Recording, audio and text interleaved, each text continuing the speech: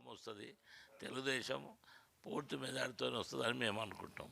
అందుగురించే కొన్ని పార్టీలు ఏం చేస్తున్నాయంటే ఇలాంటి తప్పుడు సమాచారాలను కొంతమంది అంటే వాళ్ళని ఏ పద్ధతులు అంటారో వాళ్ళని తీసుకొని ఇది చేస్తున్నారు, తప్పుడు, మంచిది కాదు.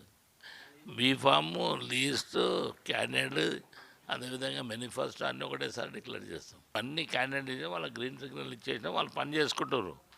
అఫీషియల్గా బాబు గారితో ఏ ఫామ్ తీసుకోవాలి మేము వాళ్ళకి ఇవ్వాలి. మేము పొలిటికల్ పార్టీగా 119 సీట్లను నిలబెడతాం. ఎంతమంది గెలుస్తారనేది మీదేనే ఉంటుంది లిస్టు. అన్ని పార్టీలలో అందరం గెలుస్తామంటారు. గెలిచే 119 కదా, అందరు కలిసి వాళ్ళ పంతలు ఉంటుంది. ఈసారి నిశ్శబ్ద విప్లవం వస్తుంది, తెలుగుదేశం పూర్తి మెజార్టీతో వస్తుందని మేము అనుకుంటాం. అందుగురించే కొన్ని పార్టీలు ఏం చేస్తున్నాయంటే ఇలాంటి తప్పుడు సమాచారాలను కొంతమంది అంటే వాళ్ళని ఏ పద్ధతులు అంటారో వాళ్ళని తీసుకొని ఇది చేస్తున్నారు, తప్పుడు, మంచిది కాదు.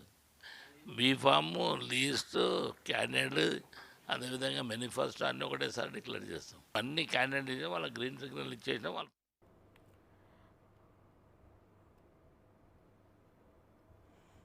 బ్రేకింగ్ న్యూస్ చూస్తున్నాం. కాసాని జ్ఞానేశ్వర్ రాజీనామా నిర్ణయం తీసుకున్నారా? కాసానికి టచ్లో ఉన్న బీఆర్ఎస్ నేతలెవరు? టీడీపీకి కాసాని జ్ఞానేశ్వర్ రాజీనామా చేశారా? తెలంగాణ అసెంబ్లీ ఎన్నికలు దూరంగా ఉంటున్నారా? కాసాని జ్ఞానేశ్వర్ రాజీనామా నిర్ణయం తీసుకున్నారా? కాసానికి టచ్లో ఉన్న బీఆర్ఎస్ నేతలెవరు?